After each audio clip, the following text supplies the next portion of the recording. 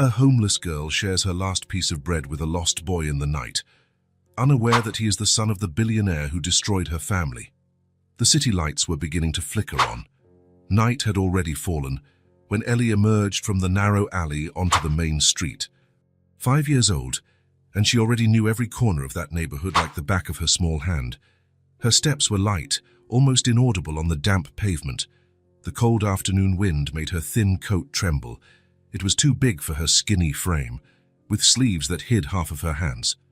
A gift, a donation, maybe just something she found. To Ellie, it was simply the coat, her armor against the world. People rushed by, checking watches, holding closed umbrellas, ready for the rain that threatened to fall. No one noticed the brown-haired girl moving like a shadow among them. It was as if Ellie were invisible, a ghost merely observing life happening around her. And when you're small, she thought, people don't see you. On the corner of Lincoln Street and the main avenue, the smell of fresh bread filled her nostrils. The bakery was already closed, metal gates protecting empty display windows. But there, near the back entrance, something caught her eye. A piece of bread, left on a crate. It didn't look too old. It was a bit hard, but it was still food. Ellie looked both ways before grabbing it. Not that anyone would care. Big people rarely noticed little ones stealing crumbs. She tucked the bread into her coat pocket, feeling its comforting weight. That's when she heard it. A sob. Low and broken, as if someone were trying to hold back tears. Then another, louder, and another.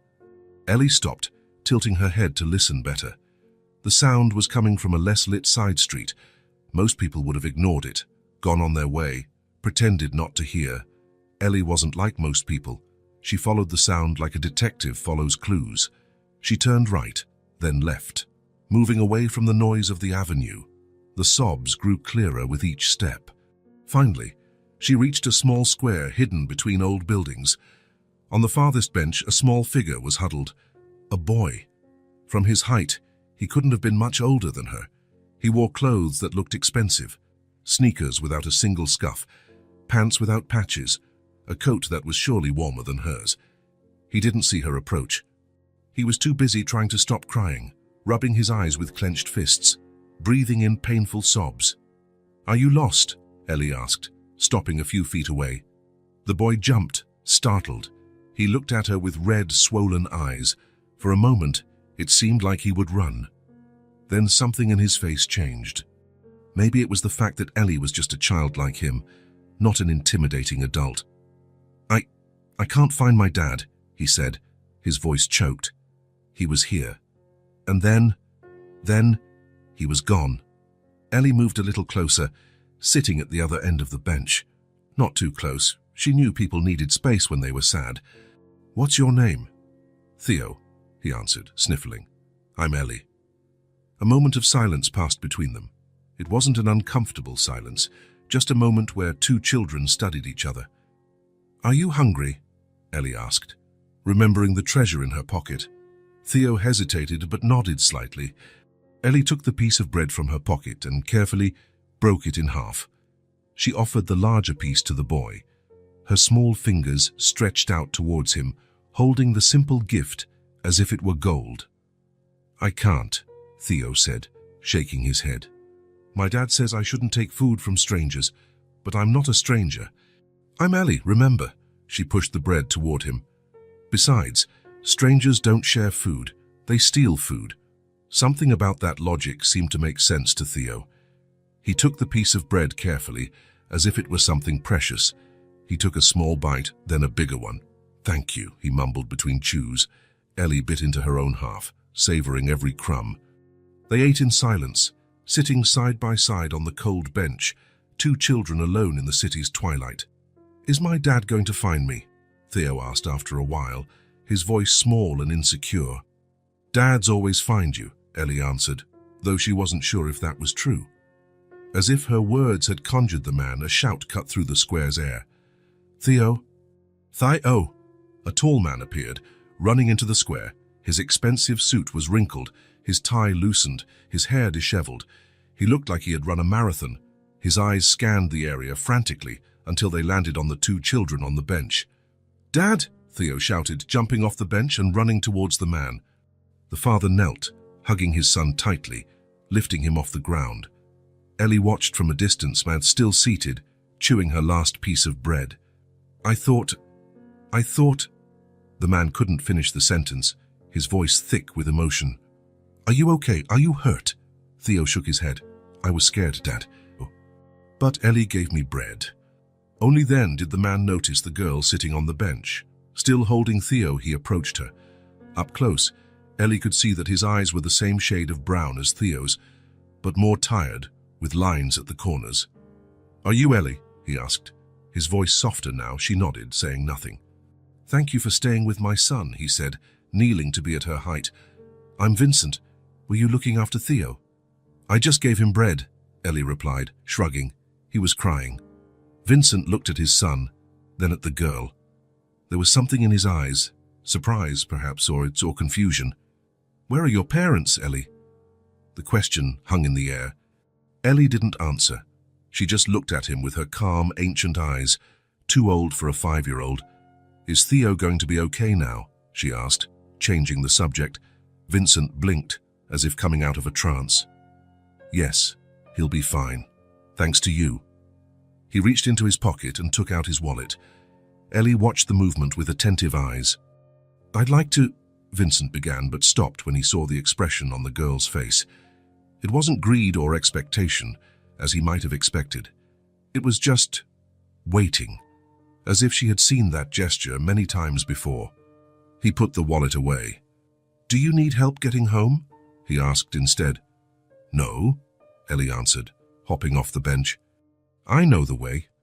She started to walk away, her steps as silent as before. Bye, Ellie, Theo called, waving over his father's shoulder. Thanks for the bread. Ellie turned one last time, a small smile lighting up her face. She waved back and then disappeared around the corner, melting into the city's shadows. Vincent stood there with Theo in his arms, watching the spot where the girl had vanished. There was something about that encounter, something important he couldn't define, like a word on the tip of his tongue. Let's go home, son, he said finally, adjusting Theo in his arms. As they walked away from the square, Vincent had no way of knowing that this brief encounter would change his life forever. The engine of the BMW purred softly as Vincent drove through the city's illuminated streets. In the back seat, Theo was unusually quiet, his small face reflected in the rearview mirror with every passing streetlight. The city lights drew shadows and flashes inside the car, an intermittent rhythm that accompanied Vincent's thoughts. Dad? Theo's voice broke the silence. Yes, son. Ellie doesn't have a home like ours, does she? The question caught Vincent by surprise. He adjusted his hands on the steering wheel, searching for words. Why do you think that? Her clothes were old, and she knew where to find food on the street. Vincent swallowed hard. Children see what adults prefer to ignore. I don't know where she lives, Theo, but she seemed to know how to take care of herself. Silence again. Vincent used the red light to look back. Theo had that expression, eyebrows furrowed, lower lip slightly pushed out, that indicated his mind was working on something important. How did you lose me today, Dad? The question landed like a stone in Vincent's chest. The memory of that afternoon came back all too vividly. They were at Central Park. Theo was playing on the slide while Vincent sat on a nearby bench. Then the phone rang. It was Mark, his CFO. Vincent, we have a problem with the Chinese investors. They're threatening to back out of the deal. Vincent stood up, moving a few steps away to hear better. What's the problem now? I thought we had settled everything in the last video conference. They claim they didn't receive the complete documentation. They're implying we're hiding something. That's ridiculous. We sent everything last week. The conversation dragged on. Vincent gestured, paced back and forth, completely absorbed in the millions that were at stake. Numbers, clauses, deadlines. His mind dove into the corporate world, leaving the park and Theo behind. When he finally hung up, 15 minutes later, he turned to the slide. Theo wasn't there. He looked at the swings, at the carousel, at the jungle gym. Nothing. Theo? He called, still calm. Theo, where are you? Silence. Theo. Panic came like a wave, washing away any trace of composure. Vincent ran through the park, shouting his son's name. He asked other children, parents, nannies. No one had seen a 5-year-old boy in a blue coat and white sneakers. Vincent called the police. He described Theo, his clothes, his light brown hair, and his anxious eyes. A search was organized. The park, the adjacent streets, the nearby shops, nothing. It was when he decided to expand the search on his own, running through the streets like a madman, that he found Theo in the square with Ellie. "Dad!" Theo's voice brought him back to the present. The light was green. A car behind them honked. "Sorry," Vincent said, accelerating. Then, answering his son's question, "I got distracted with work. Theo, it was a terrible mistake. I should have never taken my eyes off you." "It's okay," Theo said, with that ease that children have for forgiving. "I saw a kitten and followed it. Then, I didn't know how to get back." Vincent felt a lump in his throat. His son was almost lost forever because he couldn't hang up the phone. Because a business deal seemed more important than paying attention to his own child. "I liked Ellie," Theo continued, oblivious to his father's thoughts. "She shared her bread with me, even though she didn't know me. Can I give her one of my toys, Dad?" Vincent tried to answer, but his voice failed him. He cleared his throat and tried again. Let's think about that tomorrow, okay? It's late now." "She wasn't scared," Theo went on. "Not even when it was dark. I think she's brave." "Yes," Vincent agreed. She seemed brave. The girl's face appeared in his mind. Dark, serious eyes, a poorly cut haircut, clothes that were too big, and a dignity that didn't match her age or size. A child alone on the street at dusk. Something ached inside Vincent, a persistent discomfort, like a pebble in his shoe that he couldn't remove. "Dad, can we look for Ellie tomorrow? I want to thank her for the bread." Vincent didn't answer immediately. What could he say? That they would probably never see that girl again. That children like her disappeared into the city's shadows, invisible to people like them. "We'll see, son." He parked in the garage of the luxurious building where they lived. The doorman greeted them with a polite smile. In the mirrored elevator, Vincent saw his reflection, a wrinkled suit, deep dark circles, disheveled hair. Beside him, Theo looked thoughtful, unusually serious for a child his age. At home, the nightly routine proceeded as usual. Bath, dinner, brushing teeth, a bedtime story. But something was different. Vincent felt as if a thin layer of ice had cracked beneath his feet, revealing deep and unknown waters below. After Theo fell asleep, Vincent sat in the armchair beside his son's bed, watching his serene face. How could he have gotten so distracted? How could he have risked what was most precious to him for a work call? "The bread girl," Theo murmured in his sleep, turning over in bed. Vincent felt that discomfort grow inside him. Why did that encounter affect him so much? A poor girl sharing food with his lost son? A simple gesture, perhaps, but one filled with something that seemed to have evaporated from his own life. Kindness without a reason, goodness without calculation. When was the last time he had done something like that? When was the last time he had looked at someone, really looked, and seen more than an obstacle or a tool on his path to success? The truth hit him like a punch. At some point in his climb to the top, Vincent had lost more than time. He had lost his ability to connect, to see beyond transactions, to feel beyond what was useful or profitable. He had lost his humanity. And it took a street kid with a piece of stale bread for him to start realizing it. The morning arrived with the relentless clarity that follows sleepless nights. Vincent sat on the edge of his bed, rubbing his face with his hands. His phone was already blinking with notifications, urgent emails, unread messages, meeting reminders. The world didn't stop, even when something inside him had shifted. "Cancel my appointments today," he said into the phone to his assistant, ignoring the surprise in her voice. In 15 years, Vincent had never cancelled an entire day of work. After dropping Theo off at school, "Are you going to look for Ellie today, Dad?" Vincent drove to the place where he had found his son the night before. The square looked different in the daylight, smaller, less mysterious, an ordinary place that now carried a special meaning. He sat on the same bench where Ellie and Theo had shared the bread. Where to begin? The city was huge, and he had only a name, Ellie, and the image of a small girl in clothes that were too big. He started with the bakery. It was a logical start. The girl had found bread there. A girl. 5 years old, dark, poorly cut hair, a coat that's too big. The baker frowned, thinking, "Oh, I think I've seen her. Sometimes she shows up when we're closing. Never steals, you know, just looks at the leftover food. Do you know where she lives?" The man shrugged. "On the street, probably. There are a lot of people like that around here." Vincent continued his search. He asked in shops, at newsstands, to doormen of buildings. Some knew Ellie by sight. Others had never noticed the girl. There are so many street kids around, it's hard to notice them all. Each answer was like a small blow. How could they not notice? How had he himself never noticed? After hours of walking through the neighborhood, Vincent was about to give up when he spotted a small figure sitting on the sidewalk near a convenience store. Dark hair falling over her eyes, the same oversized coat Ellie. She was drawing on the sidewalk with a piece of colored chalk, completely absorbed in her world. Vincent approached slowly, afraid of scaring her. "Hi, Ellie." She looked up, alert. Her eyes recognized him immediately, but her body tensed instinctively. "You're Theo's dad," she said. It wasn't a question. "That's right, Vincent."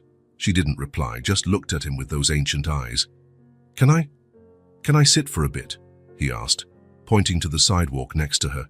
Ellie shrugged, which Vincent took as a yes. He sat down, feeling awkward in his expensive suit on the rough sidewalk. "Is Theo okay?" she asked, going back to her drawing. "He is. He talks about you a lot. He wanted to thank you for the bread." A near smile crossed the girl's face. "It was nothing." They were silent for a moment.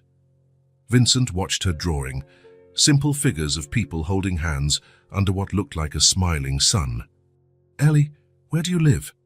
The question hung in the air for so long that Vincent thought she wouldn't answer. Then, without looking up from her drawing, "In places." "What places?" She shrugged again. "Depends on the day.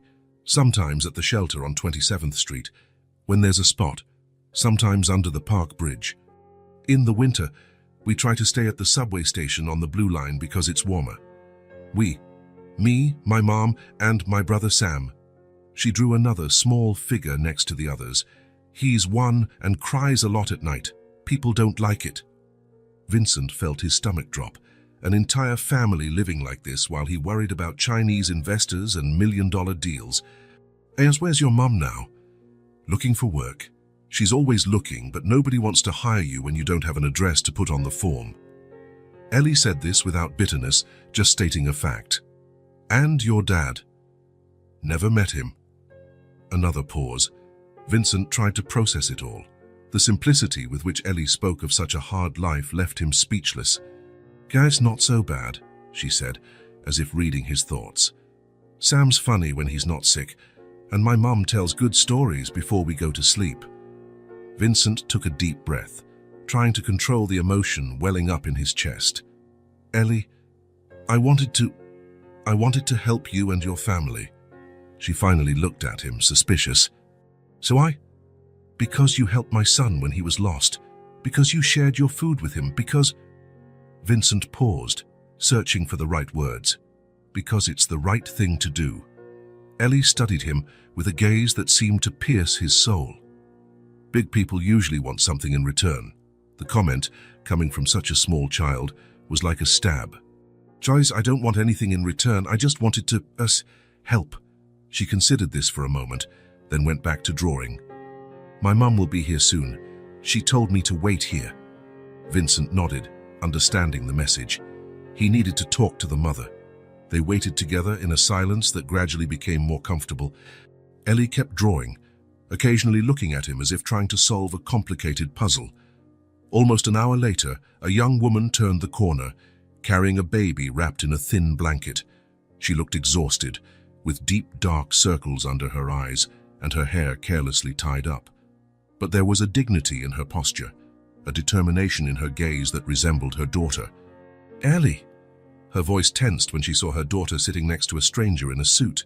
She quickened her pace, protective. "Mom, this is Theo's dad," Ellie said, standing up. "The boy I told you about." The woman stopped, looking at Vincent cautiously. "Sarah," she introduced herself, adjusting the baby in her arms. "Thank you for bringing my daughter back yesterday." "Actually," Vincent said, standing up as well, "it was your daughter who brought my son back to me." He explained what had happened the night before, how Theo had gotten lost, how Ellie had stayed with him, shared her bread, how her simple kindness had touched something inside him. "I'd like to help you," he said, finally getting to the point. "Your daughter did something important for me and my son." Sarah pressed her lips together, suspicious. "We don't need charity." "It's not charity," Vincent replied. "It's gratitude." The baby started to cry. Sarah rocked him gently, whispering words of comfort. "He's hungry," Ellie said, touching her little brother's cheek. "And cold." Vincent felt something break inside him. "Please," he insisted, "let me help. Just come with me. Let's get something to eat and talk." Sarah hesitated, looking at her children, then at Vincent. The exhaustion in her eyes was palpable. "All right," she said finally. "We can talk." In a nearby cafe, Vincent watched in silence as Sarah fed the baby with some baby food he had ordered. Ellie ate a sandwich, trying not to show how hungry she was. The stories Sarah told between bites, of how she lost her job when she was pregnant, how she couldn't get a spot in shelters with 2 children, how she tried to keep her kids clean and fed despite everything, hit Vincent like physical blows. "I want to rent a house for you," he said finally, "a safe place where you can stay. Food, clothes, whatever you need until you're on your feet." Sarah put her fork down, her eyes fixed on him. "Why? You don't even know us." Vincent looked at Ellie, who was playing with Sam, making the baby smile. "Because yesterday your son was lost and today he's safe," Sarah said, noticing the direction of his gaze. "Yes," Vincent agreed. "But it could have been different. If Ellie hadn't stayed with him, if she wasn't the kind of person who stops to help, anything could have happened." He took a deep breath. "Because your daughter saved what I love most, and that's priceless." That same afternoon, Vincent rented a small 2-bedroom house in a quiet neighborhood. It wasn't luxurious, but it was clean, safe, and warm. He arranged for beds, blankets, a refrigerator full of food. He bought clothes for everyone, a crib for Sam, toys for Ellie. When he showed them the house, Sarah couldn't hold back her tears. "I don't understand," she said, looking at the small but functional kitchen, at the bedrooms with windows that let the sun in. "Why would someone do this for strangers?" Vincent watched Ellie explore her new room, touching the bed as if it were something magical. "Maybe because I needed to remember that there are more important things than meetings and deals," he answered, more to himself than to her. "Maybe because your daughter taught me something I had forgotten." "What?" Vincent smiled, watching Ellie lie down on the new bed, testing the mattress with an expression of pure contentment. How to be human again. The sound of small, hurried footsteps echoed down the hallway as Theo ran into the living room. Vincent was sitting on the sofa, reviewing some papers he had brought from work, a cup of now-cold coffee forgotten on the coffee table. Dad, how was your day?" Theo fired off the words, his face lit up by a smile. Vincent set the documents aside and opened his arms. Theo didn't hesitate to jump into his lap, something that had become more frequent in the last few days. Since the incident at the park, Vincent had been making a conscious effort to be more present. "It was a different day, son, very different." "How different?" "Good different or bad different?"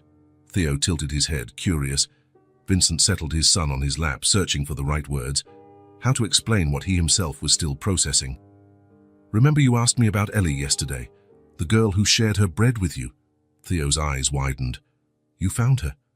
"You found the bread girl." Vincent couldn't help but smile at the nickname. "I did. I spent the day looking for her. At your work." "No, son. I took the day off." Theo seemed genuinely shocked by this information.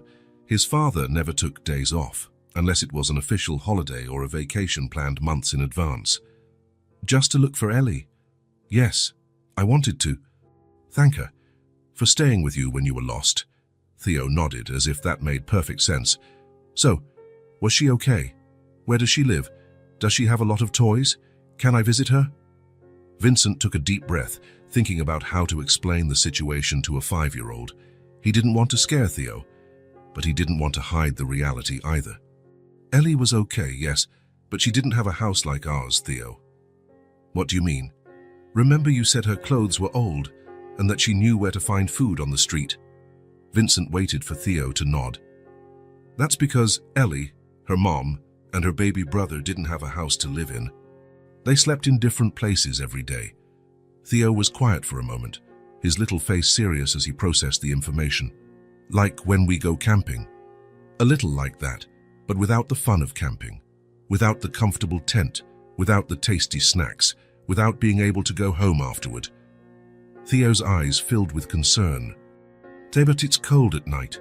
Yes, it is. And what if it rains? They get wet. That's sad, Dad.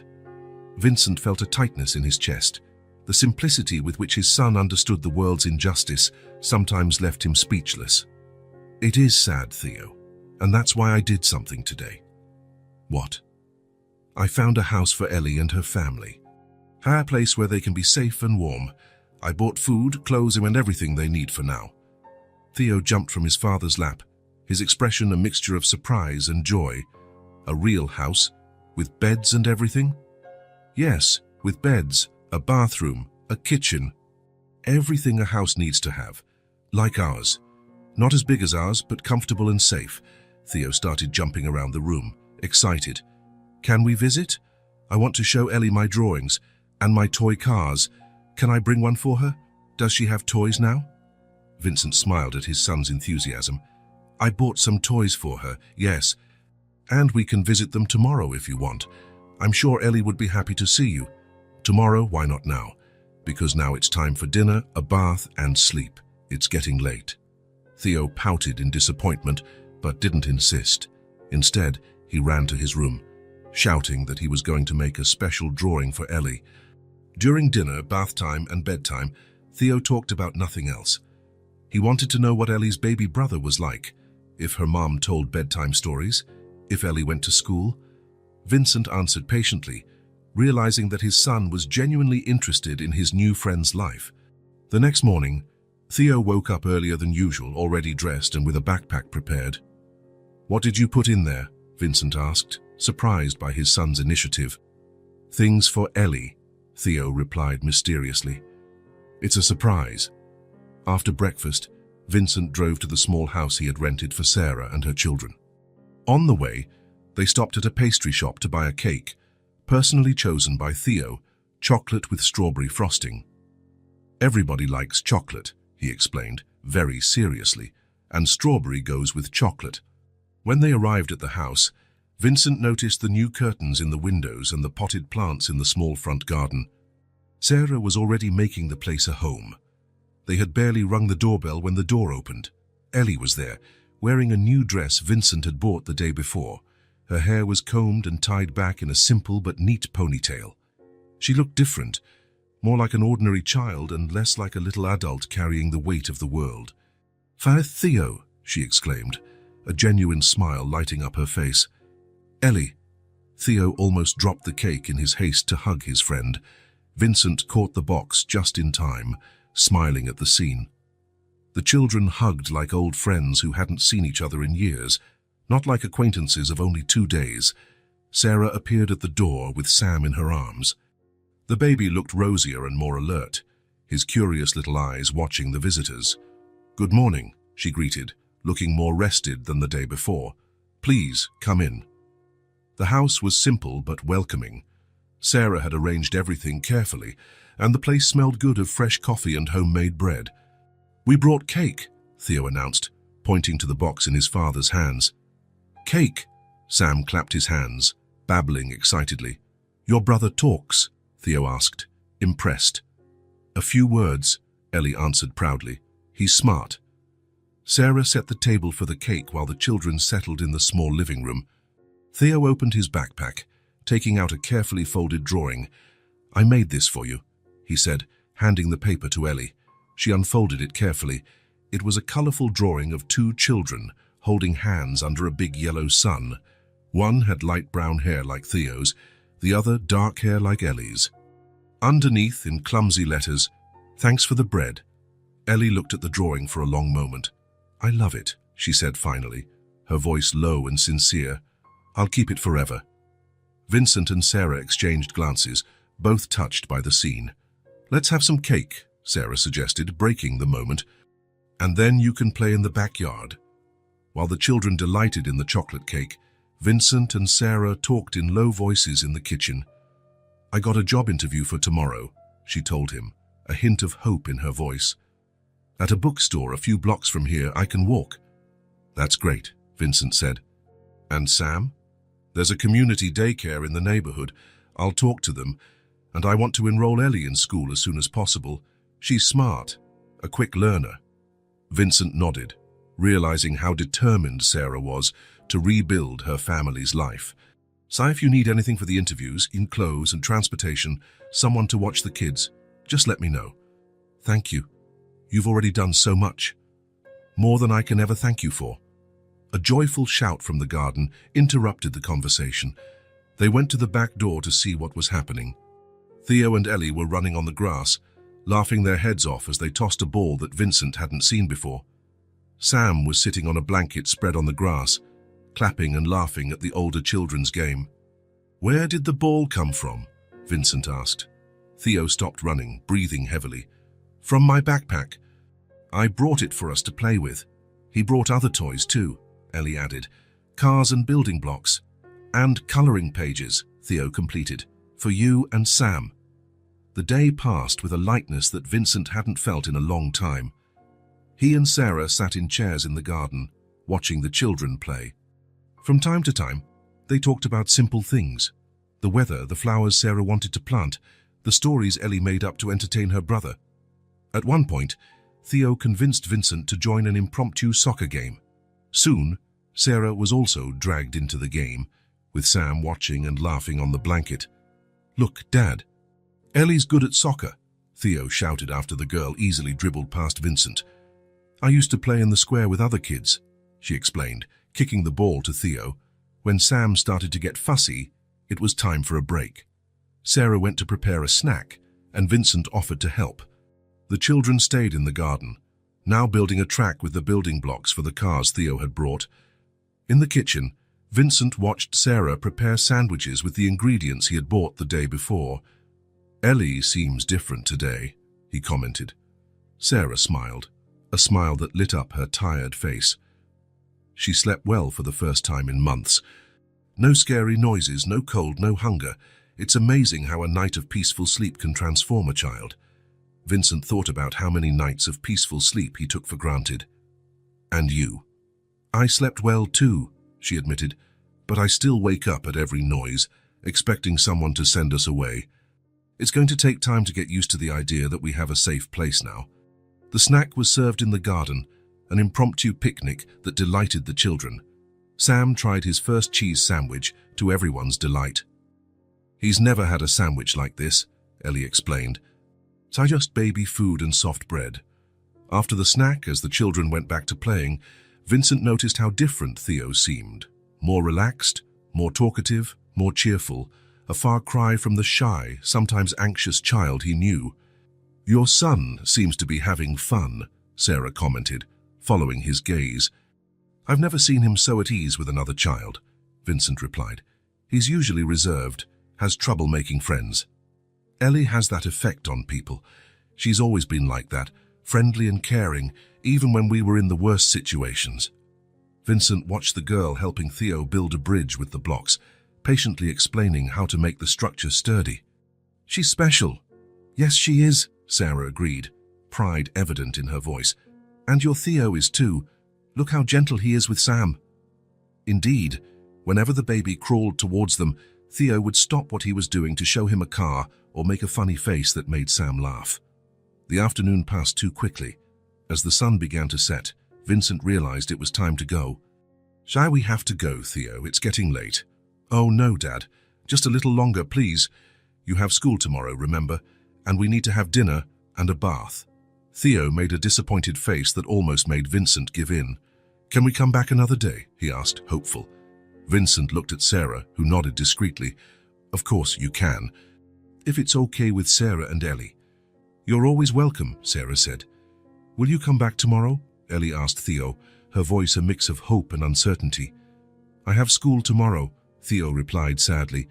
But after school, can we come, Dad? Vincent smiled. We can try, but I can't promise. Maybe the weekend would be better. The children hugged goodbye, a long, tight hug. Thanks for sharing the bread with me, Theo whispered in Ellie's ear. Thanks for sharing your toys with me, she replied. On the way back home, Theo couldn't stop talking about Ellie, Sam, and everything they had done that day. His enthusiasm was contagious, making Vincent smile as he drove. Dad, can I ask a question? Of course, son. Why do some people not have a home to live in? The question caught Vincent by surprise. He searched for an honest answer, but one suitable for a 5-year-old. It's complicated, Theo. Sometimes people lose their jobs or get sick and can't pay the rent. Sometimes bad things happen that aren't their fault, like Ellie and her mum. Yes, like them. Theo was silent for a moment, thoughtful. I'm glad you found Ellie and gave her a house, he said finally. It was the best day of my life. Vincent felt a lump in his throat. For me too, son, or for me too. That night, after putting Theo to bed, Vincent stood watching his son fall asleep. The serene little face, the messy hair on the pillow, the quiet breathing. The image of Ellie sleeping on the streets still haunted him. But now there was comfort in knowing she was safe. Something had changed inside him in those 2 days. An awakening, a new awareness of the world around him and his place in it. Vincent realized that, in trying to help Ellie and her family, he was actually finding a part of himself he had lost a long time ago. The gratitude he felt wasn't just for what Ellie had done for Theos, but for what she, without knowing it, was doing for him, teaching him to see again, to feel again, to be human again.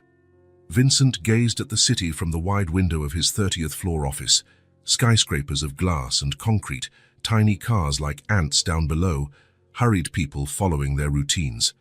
The empire he had helped build over 15 years, it had always been his priority, his pride, his identity, until now. On his desk, the phone rang for the 3rd time. His assistant, Claire, sounded increasingly worried. Mr. Harmon, the investors are waiting in the conference room. The meeting started 15 minutes ago. Vincent didn't take his eyes off the view. Cancel it. Pardon? Cancel the meeting, Claire. Reschedule for next week. A perplexed silence from the other end of the line. Sir, these investors came from Japan specifically for this meeting. Mr. Peterson is already furious about the delay and tell Peterson I had a family emergency. Vincent finally turned, grabbing his jacket from the back of the chair. In fact, cancel all my meetings for today. And tomorrow too. But sir, the quarterly presentation, it can wait. Vincent hung up before Claire could protest again. He picked up the leather briefcase on his desk, hesitated, and then left it where it was. Instead, he only pocketed his wallet and keys. On his way out, he passed by the finance department, where Mark, his CFO, intercepted him with a folder of documents. Vincent, I need your signature on the reports before they're sent out, and we need to discuss the strategy for the meeting with the Chinese next week. Leave the papers with Claire, I'm leaving. Mark's eyes widened in confusion. Leaving? Now? In the middle of a Wednesday afternoon? Vincent nodded, not slowing his pace toward the elevator. But where are you going? A small smile appeared on Vincent's face. To pick up my son from school. Mark's confused face was the last thing Vincent saw before the elevator doors closed. 20 minutes later, Vincent parked his car in front of Westlake Elementary School. It was the first time in over a year that he had picked up Theo personally. Usually, the nanny or the driver handled this duty. Sitting behind the wheel, Vincent watched other parents arriving, chatting in small groups as they waited for the bell. Mothers and fathers who he supposed did this every day. Who knew the names of their children's friends? Who knew who their favorite teacher was? Who heard about drawings and lessons and small daily victories? What did he know about Theo's school life? Almost nothing.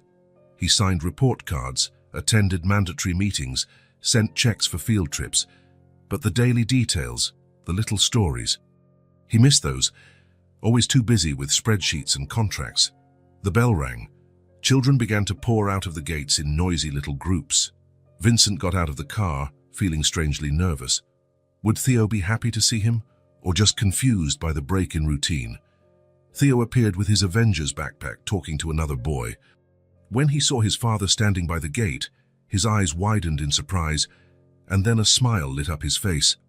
"Dad!" Vincent felt something inside him melt as Theo ran towards him, throwing himself into his arms with total abandon. "Hey, champ," he said, hugging his son. "I thought we could spend the afternoon together. What do you think?" Theo pulled back, looking at his father with a mixture of surprise and joy. "Really? What about your work?" The question, so innocent, hit Vincent like a punch. His 5-year-old son already knew that his father's work always came first. "Work can wait," he replied, ruffling Theo's hair. "Today is Father-Son Day." In the car, Theo didn't stop talking, as if he feared the moment would end if he paused. He talked about the science class, where they saw a video about sea turtles, about how he got all the words right in the spelling test, about the new boy who had joined the class. Vincent listened, asking questions, realizing how many details of his son's life he missed daily. "Where are we going, Dad?" Vincent hadn't planned anything specific. "Where would you like to go?" Theo's eyes sparkled at the possibility of choice. "Can we go to the amusement park? The one with the water roller coaster?" "Of course, yes we can." The park wasn't very crowded on a Wednesday afternoon.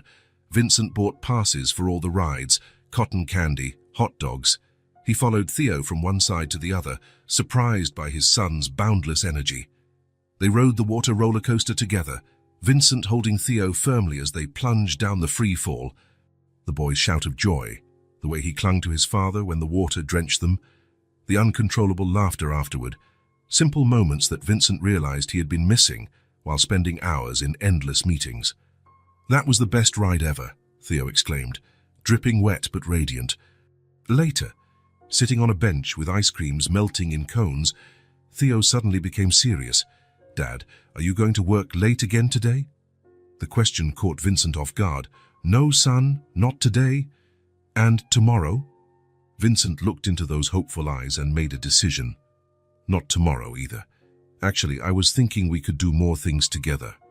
Maybe I can pick you up from school more often, or take you to work one day if you want to see where Daddy stays. Like a special day. More than that, like a normal thing. Fathers and sons spend time together. That's how it should be." Theo licked his ice cream, thoughtful. "That would be nice. Jimmy's mom always picks him up. And Lucas's dad plays soccer with him in the park on weekends."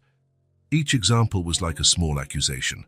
How many moments had Vincent missed, traded for meetings that, in the end, changed nothing fundamental in his life? "You know, Theo, sometimes adults get confused about what's really important," Vincent said, choosing his words carefully. "It's how we think some things can't wait, when in fact it's other things we shouldn't postpone." Theo frowned, trying to understand. "Like what?" "Like watching you grow up, like knowing who your friends are, like being there when you need me." "Like when I got lost?" Vincent swallowed hard. "Yes, exactly like that day."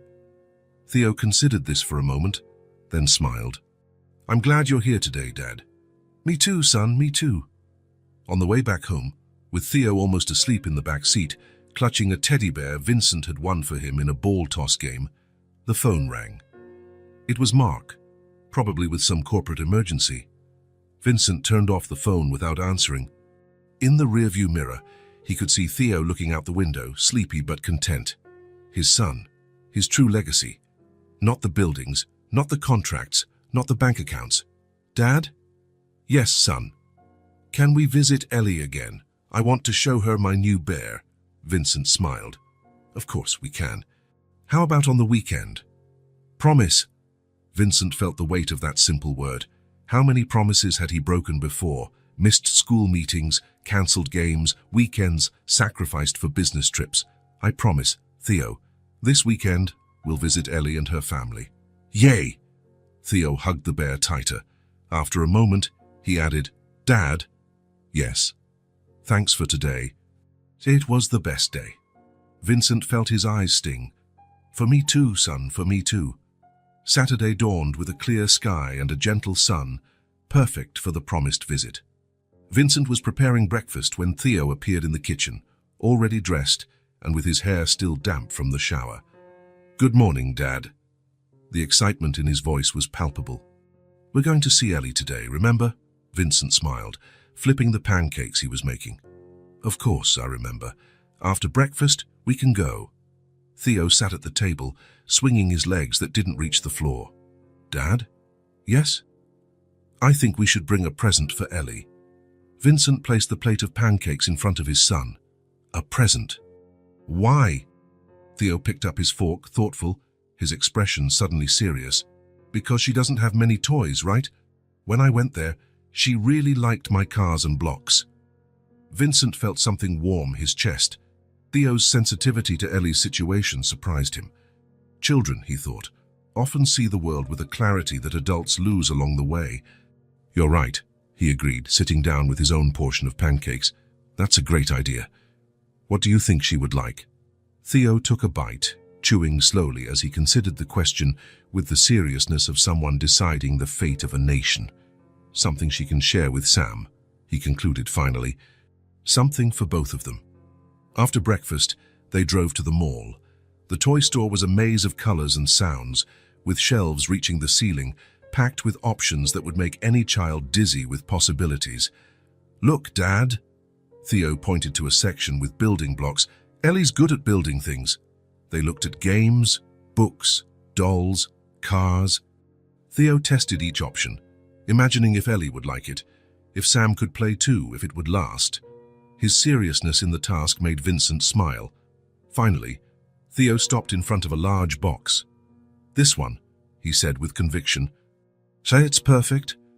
It was a foldable puppet theater with 6 different puppets representing fairy tale characters and space to store everything in a compact case. It came with a booklet of stories, but also allowed for creating their own narratives. "Ellie can tell stories to Sam," Theo explained. "Gus, and when he gets older, he can help with the puppets too." Vincent looked at his son with admiration. "That's an excellent choice, Theo." When they arrived at Ellie's house, they were greeted by the girl herself, who opened the door before they even rang the bell, as if she had been waiting at the window. "You came," she exclaimed, her face lighting up with a smile. Theo held the gift-wrapped box, almost bigger than himself, staggering slightly under its weight. "We brought you a present," he announced proudly. "I picked it out." Ellie's eyes widened. "A present? For me?" The genuine surprise in her voice, as if the very idea of receiving something was extraordinary, made Vincent feel a lump in his throat. Sarah appeared behind her daughter, with Sam on her hip. "Please, come in," she invited, looking more rested and confident than last time. "I just made lemonade." In the small living room, Theo insisted that Ellie open the present immediately. She did so with extreme care, as if the wrapping paper itself were a treasure. When she saw the puppet theater, her expression went from astonishment to joy. "Is it for me and Sam?" she asked, looking at Theo, then at Vincent, as if she couldn't believe it. "Yes," Theo confirmed. "You can tell stories, and there are princes and witches and a dragon." Ellie touched the puppets reverently, trying one on her small hand. "I've never had anything like this," she whispered. Vincent noticed Sarah discreetly wiping away a tear. Sam, sensing the excitement, reached his little arms out for the colorful puppets, cooing excitedly. "Can we play outside?" Ellie asked, looking at her mother. "On the sidewalk with the puppets." "Of course, sweetie," Sarah replied. "Take the lemonade too." The children rushed out, carrying the theater and a few puppets. Vincent helped Sarah carry glasses and the pitcher to the small porch, from where they could watch the children play. "You didn't have to," Sarah said quietly. "You've already done so much." "It was Theo's idea," Vincent replied. "He really cares about Ellie." On the sidewalk in front of the house, Theo and Ellie had set up the little theater. A small audience of Sam and some stuffed animals watched as the two took turns in roles, making funny voices and improvising stories about friendly dragons and adventurous princesses. The children's laughter filled the morning air. After some time, tired of the puppets, they discovered a box of colored chalk that Sarah had bought for Ellie. Soon, the sidewalk turned into a canvas, with drawings of castles, smiling clouds, and figures holding hands under a radiant sun. "I'm going to draw the four of us," Ellie announced, concentrating on her work. "And Sam," Theo reminded her. "Don't forget Sam." "I would never forget Sam," Ellie assured him, adding a smaller figure next to the others. Vincent watched in silence from the porch. There was something deeply moving about the scene. Two children from such different worlds, united by a simple, pure bond. There were no judgments, no barriers. Just the present moment, filled with colored chalk and made-up stories. "They're amazing, aren't they?" Sarah commented, sitting next to him. "How they can just exist without carrying the weight of yesterday or the worry of tomorrow." Vincent nodded, unable to express in words what he felt. He watched how Theo included Sam in everything, how Ellie cared for her brother with a maturity beyond her years, how the children created entire universes with nothing but chalk and imagination. "Dad, look, I drew you," Theo shouted, pointing to a tall figure in a suit. Vincent waved, smiling. It was then that he realized he was truly smiling. Not the polite smile of business meetings, not the tired smile at the end of a long day.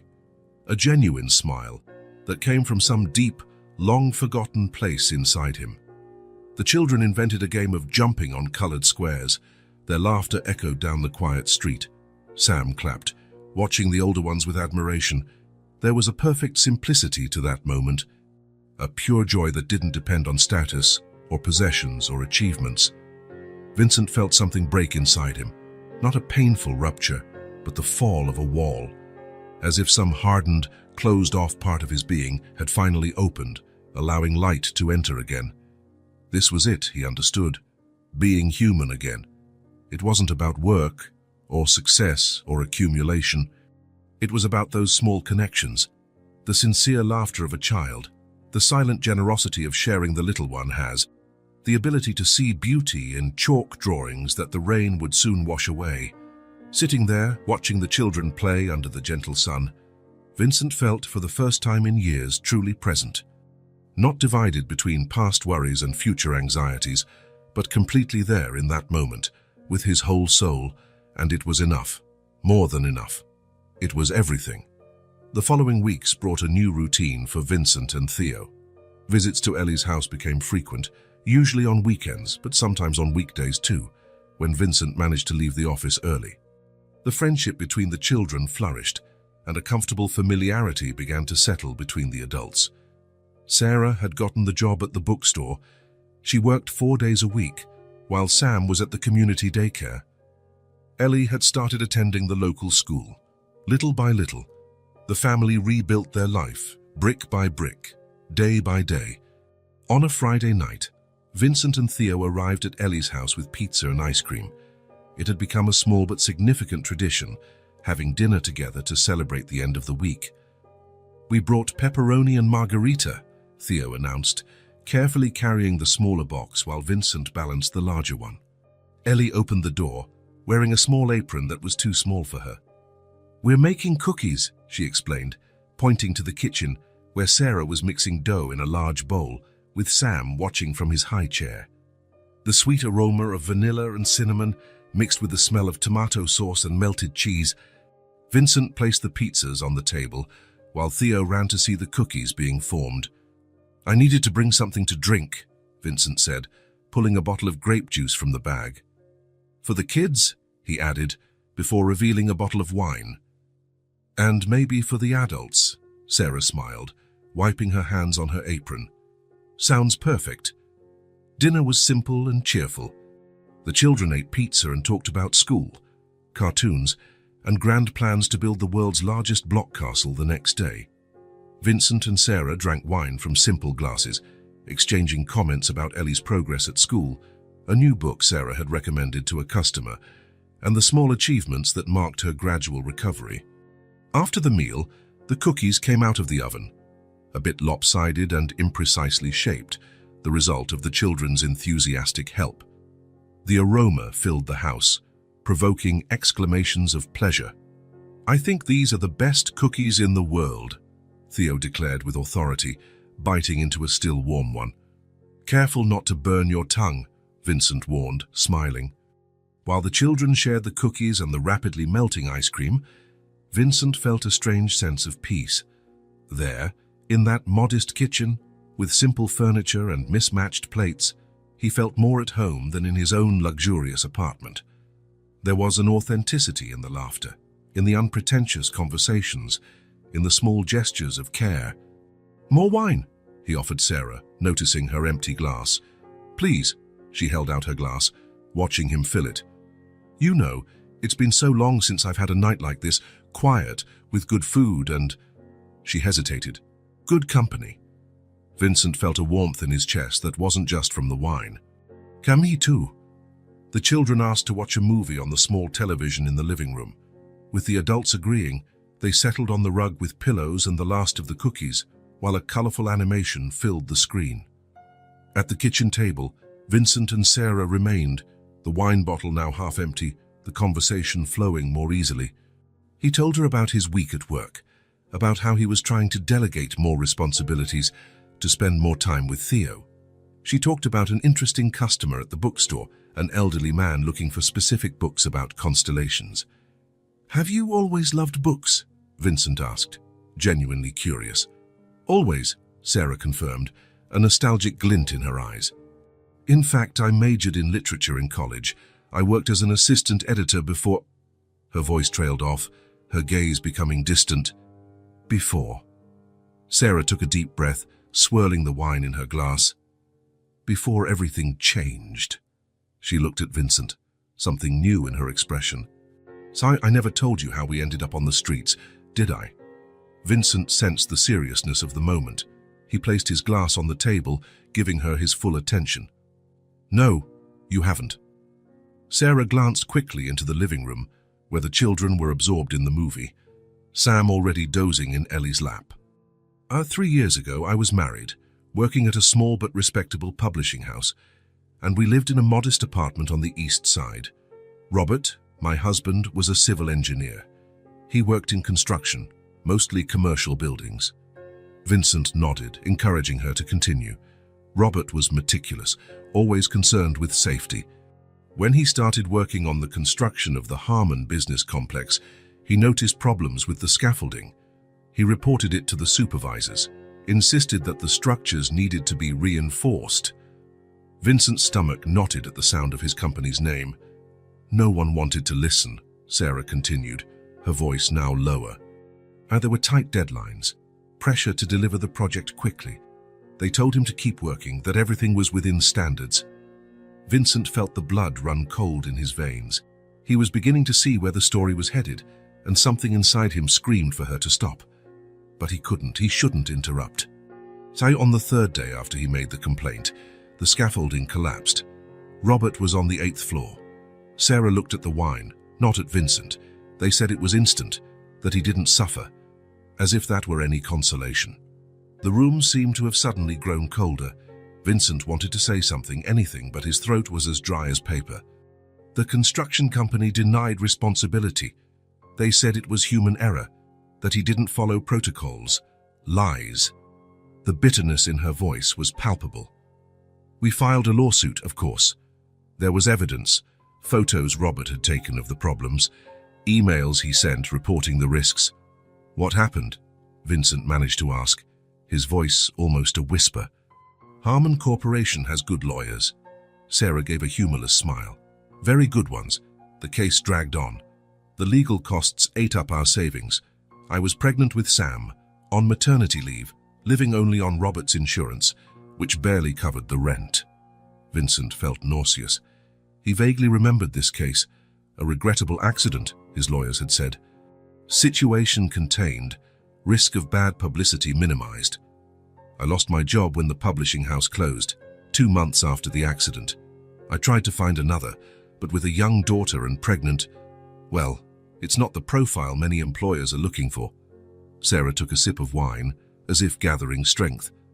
"When Sam was born, our money was running out. The lawsuit was still ongoing, but bills don't wait for court decisions. I got some freelance work, but it wasn't enough. We started falling behind on rent." Vincent closed his eyes for a moment. He knew what was coming next. "Then we got the news. The building where we lived had been bought. All tenants had to be out in 60 days. The new owner planned to demolish everything and build luxury apartments. Who bought the building? Vincent asked, though he already knew the answer. Harmon Development Group. Sarah looked directly into his eyes. Your company, Vincent. The silence that followed was broken only by the low sound of the television in the adjacent room. Now we couldn't find another place. Prices had gone up, and no one wanted to rent to an unemployed single mother with 2 small children. When the deadline was up, we were evicted. The rest, well, you can imagine the rest. Vincent felt as if he had been punched in the stomach. His mind was spinning, trying to process what he had just heard. The coincidences were too brutal to be ignored. Sarah, he began, not knowing how to continue. You're Vincent Harmon, aren't you? The voice didn't come from Sarah, but from behind him. Vincent turned to find Ellie standing in the kitchen doorway. Her big eyes were fixed on him, a painful understanding dawning on her young face. Ellie, Sarah stood up, surprised. I thought you were watching the movie.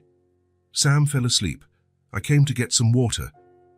The girl didn't take her eyes off Vincent. It's you, isn't it? The owner of Harmon, the man with the big buildings. Vincent swallowed hard. Yes, Ellie, I'm the owner of the company. The girl's expression changed. Recognition gave way to confusion, then to hurt, and finally to something that broke Vincent's heart. Betrayal. You. Her small voice trembled. Did you know who we were when you found me? No, Ellie, I swear I didn't, Vincent replied quickly. I had no idea. You took my dad from me. The words came out like sharp knives. And then you took our home. Theo appeared behind Ellie, drawn by the voices. What's going on? He asked, looking confusedly from Ellie to his father. Your dad is the bad man, Ellie said, tears starting to stream down her face. The man who made my dad die and threw us on the street. Ellie, Sarah moved toward her daughter, but the girl backed away. Hey, it's true, her voice rose, waking Sam in the living room with a startled cry. You always said it was his company, that they didn't care, that they lied. Vincent stood up, a slow, uncertain movement. Ellie, please, let me explain. You took my dad and my home from me. Ellie took another step back, the tears now falling freely. And then you pretended to be nice. Why? Theo looked at his father, completely lost. Dad, what is she talking about? Vincent tried to find words, any word that could fix what was shattering before him. But how to explain to a 5-year-old about corporations, limited liability, decisions made by subordinates, development projects approved without his direct knowledge? How to explain that, yes, his name was on all those papers, on all those decisions, even if he was miles away, in meetings about other matters, completely oblivious to the lives being destroyed. Ellie, His voice failed. For the first time in years, Vincent Harmon, the man who always had the right answers, was completely speechless. Sarah picked up Sam, who was still crying, trying to calm him. Ellie, let's talk about this calmly, she tried. I'm sure Mr. Harmon didn't know. Did you know? Ellie turned to her mother, her eyes full of pain and confusion. Did you know who he was when he gave us this house? No, sweetie, I didn't know. And now that you know.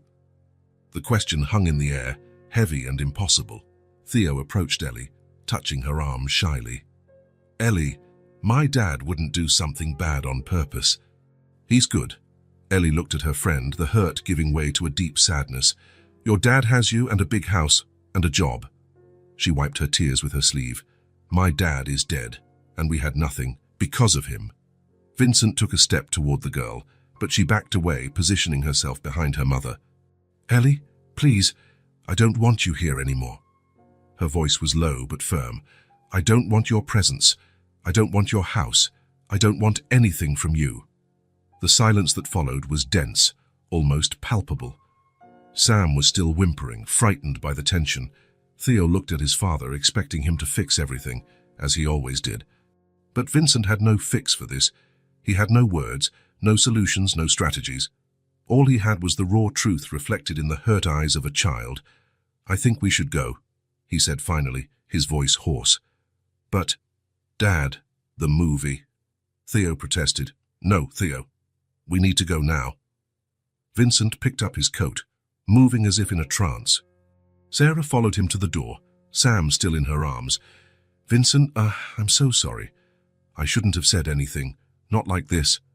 "You did nothing wrong," he replied, unable to look her in the eye. The truth would have come out anyway. "What happens now?" she asked, concern evident in her voice.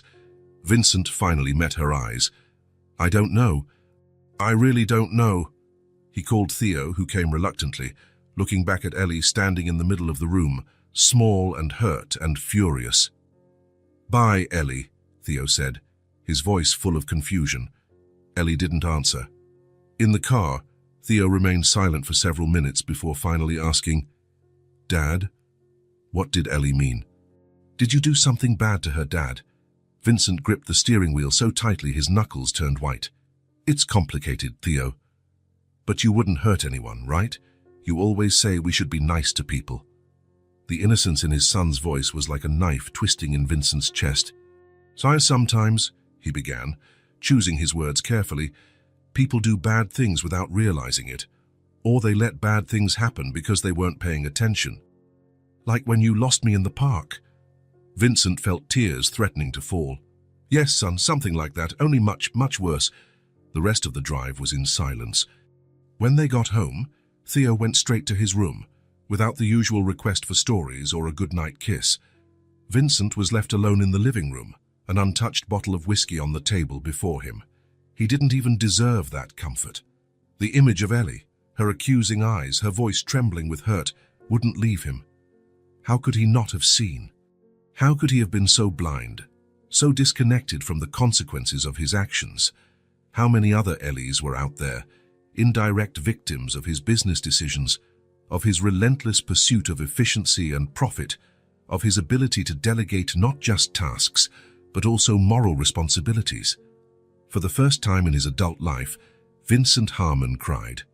He cried for the father Ellie had lost, for the home her family had lost, for the innocence he himself had lost that night. And he cried because, finally, he understood the true cost of his lost humanity. The days following the dinner were the darkest Vincent had ever lived. The silence in his apartment was deafening. Theo was quiet, confused, asking questions Vincent didn't know how to answer completely. How do you explain corporate responsibility, institutional negligence, and gentrification to a 5-year-old? On Monday, Vincent arrived at the office earlier than usual. His assistant, Claire, noticed something different in his demeanor, but knew better than to ask. He locked himself in his office and did what he should have done years ago. He started to actually read the reports, the lawsuits, the complaints, not the versions filtered by lawyers and public relations, but the original documents. The case of Robert Eros, Sarah's husband, was just one of dozens. Inevitable accidents, necessary layoffs, strategic evictions.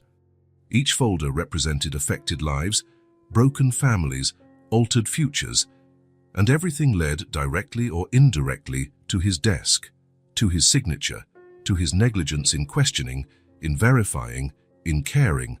At 10 in the morning, he called an emergency meeting with the entire board. "Something is very wrong with the way we operate," he began without preamble. And as of today, that changes. The faces around the table ranged from surprise to discomfort. Mark, his CFO, was the first to react. "Vincent, if this is about the last quarter's balance sheet..." "No, Mark. It's about the moral balance sheet of the last 15 years. Vincent placed a stack of red folders on the table, the internal code for closed legal cases. "These are cases we won, that our lawyers managed to get dismissed, reduced to minimal settlements, or postponed until the victims gave up."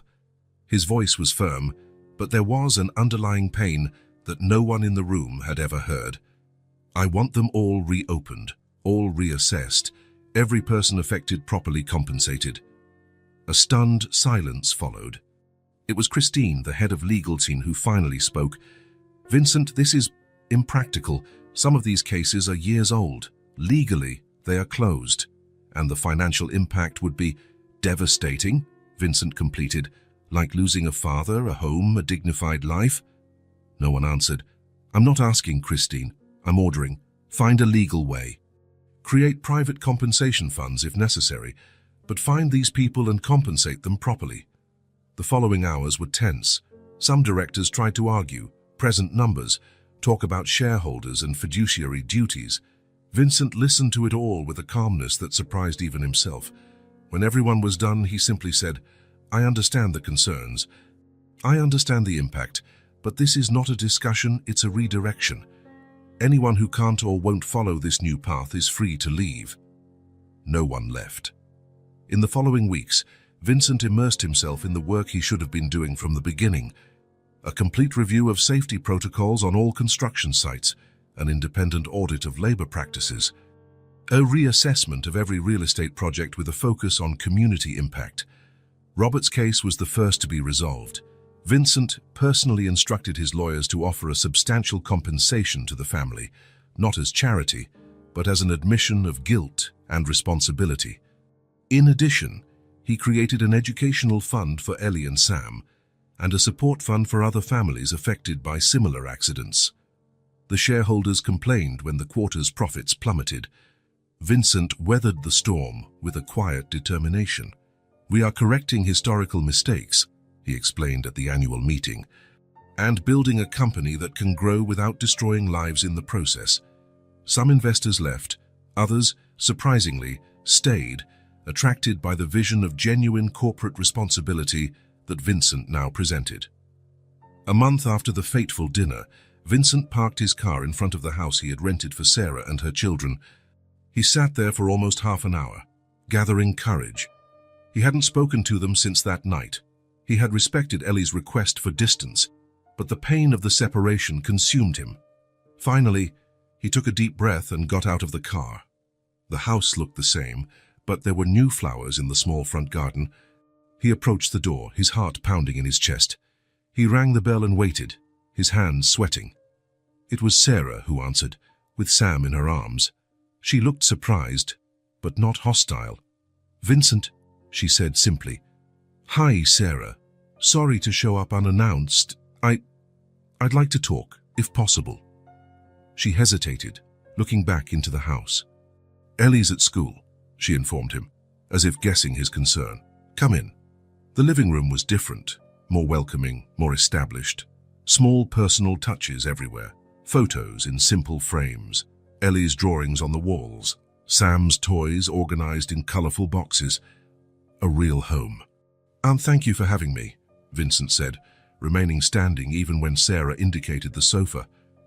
"I received the documents," she said, adjusting Sam, who was playing with her hair. "The settlement, the fund for the children. Why now, Vincent?"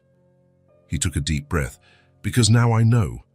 Not just about your case, but about all the others. About what my company became while I was too busy counting profits to see the human cost." Sarah looked at him for a long time, as if assessing his sincerity. "What do you want, exactly?" "To repair what I can, not just with money, though that's the least I can offer. I want to change the way we do business. I want other families not to go through what yours went through."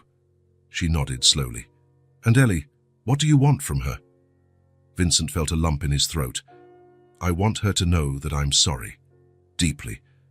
That I'm doing everything I can to fix a system that allowed her father to die, that allowed you to lose your home." He swallowed hard. "But I know she may never forgive me, and I understand that." Sarah put Sam on the floor, where he immediately started crawling towards his toys. "She's hurt, Vincent, confused. In her child's mind, she had finally found good people, security, friendship. And then she found out it all came from the same hands that took her father and her home." "I know," he murmured. "I know it's too complicated for a child to understand. Maybe for anyone." They were silent for a moment, only the sound of Sam playing filling the room. "Theo misses her," Vincent said finally. "She misses him too," Sarah admitted. "She cries at night sometimes, but she's too hurt to admit it." Vincent took an envelope from his pocket. "Could you give this to her?" "Please." Sarah took the envelope, hesitant. "What is it?" "Just a note. Some words I needed to say to her." Sarah nodded, placing the envelope on the table. "I'll give it to her, but I can't promise she'll answer." I understand. Vincent moved toward the door. Thank you, Sarah, for everything. She walked him to the exit. What you did, she said before he left, changing policies, compensating families, creating support funds, that's important, Vincent. Important for many people besides us. It's the least I can do. Maybe. But it's more than most would do in your place. In the car, Vincent looked one last time at the house before driving off. He knew the note he had left was too simple for the magnitude of the pain. Just 5 words. I still want you to be happy. It didn't ask for forgiveness. It didn't offer excuses. It just expressed the sincere wish that, despite everything he had done, Ellie could find joy in her life. As he drove back to the office, where more red folders awaited him, Vincent knew that the real repair had just begun. The road would be long. Some damages could never be completely fixed. Some wounds would never fully heal. But for the first time in his adult life, he was doing what was right, not because it was profitable or strategic or good publicity, but simply because it was right. The real change, Vincent understood, began there. Not in grand public gestures or corporate policies, but in that intimate decision to face the truth about himself and the impact of his actions on the world. And that, perhaps, was the hardest and most important change of all. Vincent's routine had found a new rhythm. At the office, he led profound changes in the company, facing resistance with a quiet determination that surprised even the most skeptical directors. At home, he dedicated himself to being the father Theo deserved, present, attentive, patient. But there was an empty space in their lives, the absence of a girl with eyes too old for her age. On a Sunday night, while they were tidying up the room before bed, Theo finally asked the question he had been holding back for weeks. Dad, why don't we visit Ellie anymore? Vincent stopped what he was doing, his hand frozen on a stuffed dinosaur. He sat on the edge of the bed and invited his son to join him. Remember that night at Ellie's house when she got upset? Theo nodded, his face taking on an unusual seriousness. She's mad at you because of her dad. Yes. Vincent took a deep breath. And she has every right to be. Did you hurt her dad? The question, so direct, made Vincent swallow hard. My company made mistakes, Theo. Serious mistakes. One of those mistakes caused Ellie's dad to get hurt very badly, so badly that he didn't survive. Theo's eyes widened, trying to comprehend the weight of those words. Was it on purpose? No, son. It was because of carelessness, for not paying enough attention, for putting profit and deadlines above people's safety. Vincent chose words a child could understand without diminishing the gravity of the situation. And then, when Ellie's mom needed help, my company didn't help. In fact, we made their situation worse. But you didn't know, right? The question was laden with hope, as if Theo needed to believe in his father's innocence. Vincent felt the weight of his son's expectation. I didn't know specifically about Ellie's dad, but I should have known what was happening in my company. It was my job to know. When you're the boss, you're responsible for everything, even if you didn't do it directly. Theo thought for a moment, processing. Is it like when the teacher makes a student a monitor? If there's a mess, the monitor also gets in trouble, even if they didn't make the mess. Vincent smiled slightly, touched by the simple but accurate analogy. Exactly. I was the monitor who wasn't paying attention, and now Ellie is very angry. Yes, and she has every right to be, but you're trying to fix it, right? Like when you fixed my train when I broke it. Vincent ran his hand through his son's hair. I'm trying, Theo, but some things can't be completely fixed. Ellie's dad isn't coming back no matter what I do. So I need to respect her time, her pain. But I miss her, Theo said, his voice small. She's my best friend.